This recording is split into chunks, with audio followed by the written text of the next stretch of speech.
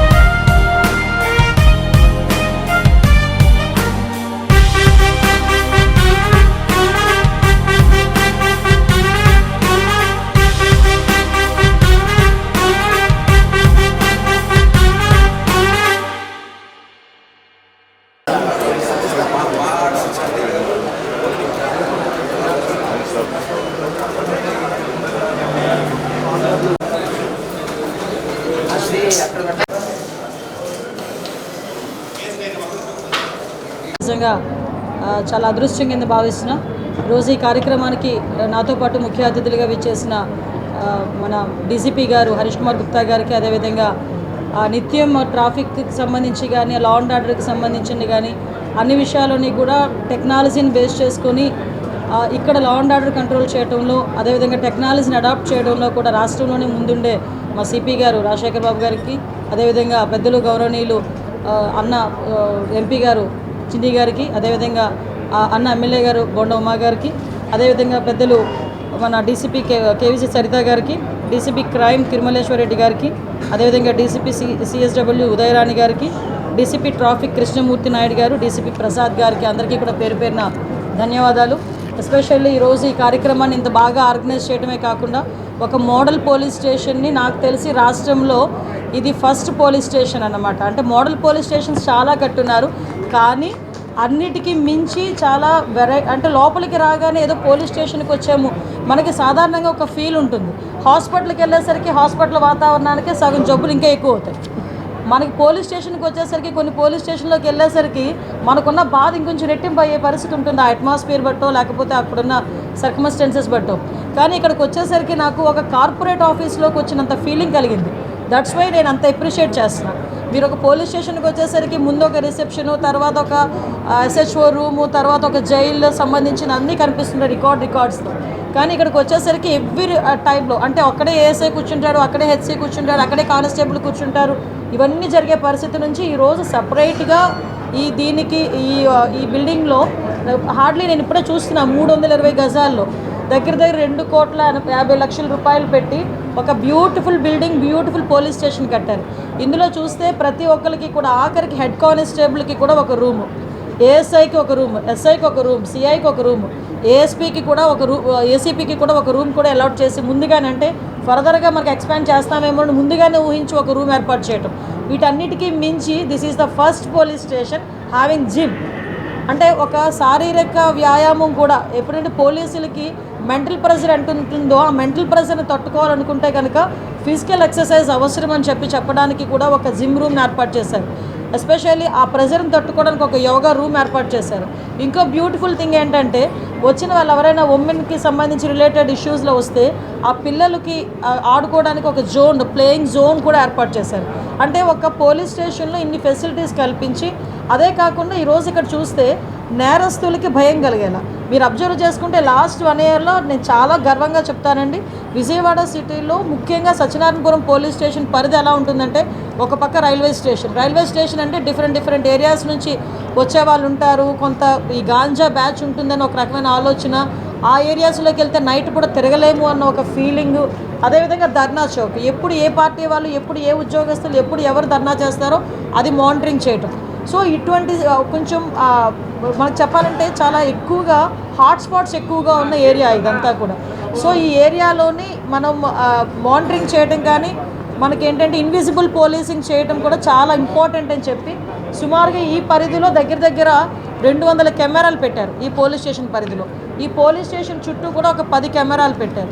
Rowdy sheeters కూడా వచ్చి every Sunday వచ్చి సిగ్నేచర్ పెట్టాల్సిన రౌడీ షీటర్స్ కూడా వచ్చారా లేదా తెలియడానికి వాళ్ళకి ఫేస్ రికగ్నిషన్ పెట్టారు.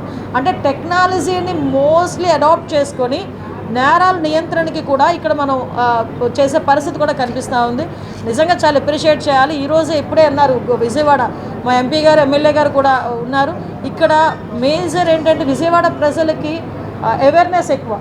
విషయం ఏంటంటే ఈ లా అండ్ ఆర్డర్ కంట్రోల్లో మేము కూడా పార్ట్ తీసుకుంటామని ముందుకు వచ్చి వాళ్ళని మోటివేట్ చేయడం కూడా డిపార్ట్మెంట్ వాళ్ళు ఆ విషయంలో సక్సెస్ అయ్యారని చెప్పాలి. ఎందుకంటే మనకి జగ్గైపేట కాన్స్టిట్యున్సీ మొత్తం సీసీ కెమెరాలు పెట్టారు. ఈరోజు ఈస్ట్ కాన్స్టిట్యున్సీ సుజనా చౌదరి గారు సుమారుగా ఆయన కాన్స్టిట్యున్సీ వెస్ట్ కాన్స్టిట్యున్సీ ఆయన కాన్స్టిట్యున్సీలో సుమారుగా అన్ని దగ్గర కూడా సీసీ కెమెరాస్ ఇవ్వడానికి ఆయన సిద్ధపడ్డారు. ఇక్కడ సుమారుగా 200 సీసీ కెమెరాస్.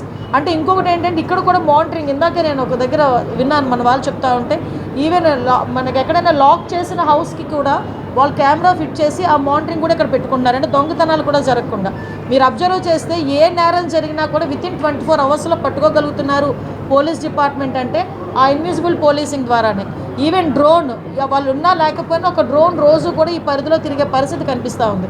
కాబట్టి నేను ఎందుకు ఇంత క్లియర్గా చెప్తున్నానంటే, ఒక పక్క పబ్లిక్కి రక్షణ కల్పిస్తున్నామని వాళ్ళకి భరోసా కల్పించడం ఒక పక్క అయితే, ఇంకో పక్క నేరస్తులు చేసే వాళ్ళు కూడా కొంచెం అది తగ్గుముఖం పట్టాలి, మిమ్మల్ని ఎవరు కూడా వదిలిపెట్టారని చెప్పడానికి చాలా క్లియర్గా ఇవన్నీ కూడా చెప్తున్నాం. ఇప్పుడు రాష్ట్రంలోనే మీరు అందరూ చూసారండి, రాష్ట్రం మొత్తం మీద సీసీ కెమెరాలు మేము 1,00,000 టార్గెట్ పెట్టుకున్నాం. 1,00,000 టార్గెట్కి దిశగా ముందుకెళ్తున్నాం. హార్డ్లీ ఇంకో 20-30% కనుక అది క్లియర్ అవుతుంది. నెక్స్ట్ ఈగల ద్వారా మన గాంజాని కూడా అరికట్టేదానికి ఈగలు కూడా చాలా ఎఫెక్టివ్గా పనిచేస్తుంది. మీరు ఈ మధ్యకాలంలో చూస్తే ఈగల్ కల్టివేషన్ తగ్గింది. మనకి ఒరిస్సా అటువైపు నుంచి వస్తుందంటే రీసెంట్గా ఒక చిన్న మీటింగ్ యాక్చువల్గా పోస్ట్పోన్ అయింది. మళ్ళీ రీసెంట్గా ఈ వీక్లో మన డీసీపీ గారు కూడా మీటింగ్ అటెండ్ అవుతారు. ఒరిస్సా అండ్ పోలీస్ అండ్ మన పోలీస్ కలిపి ఒక coordination meeting. At the same time మీ అందరికీ కూడా ఒక విన్నపం, యోగా డే కూడా June 21 యోగా డే కూడా జరుగుతోంది. ఆ రోజు గౌరవ ప్రధానమంత్రి మోడీ గారు కూడా విశాఖపట్నం వస్తున్నారు. దానికి ప్రతి ఒక్క నెల రోజుల ప్రోగ్రామ్స్ కూడా ఇచ్చున్నాం. ఆ నెల రోజుల ప్రోగ్రామ్స్లో కూడా నేను చాలా ప్రౌడ్ టు సే మా పోలీస్ డిపార్ట్మెంటే ఫస్ట్ ఇనిషియేషన్ తీసుకొని 5,000 మందితో విశాఖపట్నం బీచ్లో ఫస్ట్ స్టార్టింగ్ కూడా మేమే చేసాం, డిపార్ట్మెంటే చేసాం. సో అన్ని విషయాల్లోని కూడా ఈ 1 ఇయర్ కాలంలోనే మీరు అబ్జర్వ్ చేసి ఉంటారు, ఎక్కడా కూడా హౌస్ అరెస్టులు లేవు, పరదాలు కట్టట్లేదు, చెట్లు కొట్టట్లేదు, జనాలకి ఎవరికి ఇబ్బందులు పెట్టట్లేదు, సీఎం గారు వస్తున్నారని షాపులు ముయ్యట్లేదు, ఎవరో మంత్రులు వస్తున్నారని ట్రాఫిక్ ఆపట్లేదు. పబ్లిక్ రిలేటెడ్కే మేము మెయిన్ ప్రాధాన్యత ఇచ్చి వాళ్ళ భద్రతే ధ్యేయంగా ఈరోజు మేము పనిచేసుకుంటున్నాం. దీనికి ప్రజాప్రతినిధులు ఎస్పెషల్లీ పోలీస్ డిపార్ట్మెంట్ అందరూ కూడా సహకరిస్తున్నారు. ఎంత ప్రెజర్ ఉన్నా కూడా పోలీస్ డిపార్ట్మెంట్ ప్రజలకు సేవ చేసే విషయంలో వెనకడుగు వేయరు అని చెప్పడానికి సంవత్సర కాలంలో మా పోలీస్ డిపార్ట్మెంట్ పనిచేసిన తీరు బట్టి మీ అందరికీ కూడా అర్థమయ్యే ఉంటుంది. దానికి ప్రజల సహకారం అవసరం, మీడియా సహకారం అవసరం. Thank you.